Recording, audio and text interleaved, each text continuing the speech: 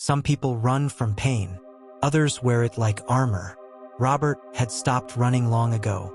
The city pulsed around him, neon signs flickering, sirens crying like distant memories. And yet, in that moment, all he felt was rage.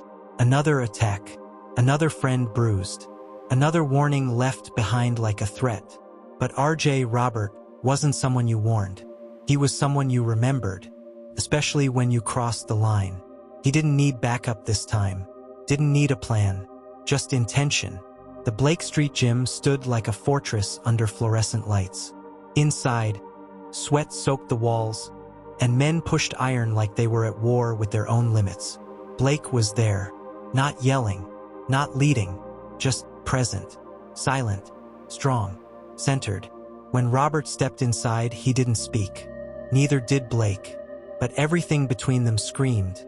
Tension thickened the air. Two men, separated by years, connected by a silence neither could explain. The confrontation was slow, measured. There was no crowd, no spotlight, just history breathing down their necks. Blake stepped forward. Robert didn't move. They were mirrors, one hardened by war, the other by abandonment. Their stares clashed louder than fists ever could. And just before something irreversible happened, Robert, it was her, Elena, his mother. After 10 years, she was real again. She ran between them, hair damp, eyes wide and red with tears that had waited too long to fall. She wasn't the woman Robert remembered. She was thinner now, quieter, a face weathered by regret. She didn't reach out, didn't try to touch him. She just stood still and let the truth tremble from her lips. She didn't return with excuses. She returned with brokenness and an apology 10 years in the making. Robert didn't yell, didn't cry, but something inside him shattered. He looked at her, the woman who left him when he needed her most, and in her eyes, he saw something that frightened him more than her leaving: sincerity. She didn't come to erase the pain. She came to carry it. His mind raced with all the nights he went hungry, all the bullies, all the winters spent under bridges, all the birthdays that felt like countdowns. And all he could ask was one thing: what kind of mother leaves her son at a bus station and doesn't come back? She collapsed to her knees. Her sobs were raw, not pretty, not staged, but the sound of guilt finally let loose. Robert stood over her, torn between anger and a longing he buried years ago. He wanted to hate her, but hate was heavy, and he was already carrying too much.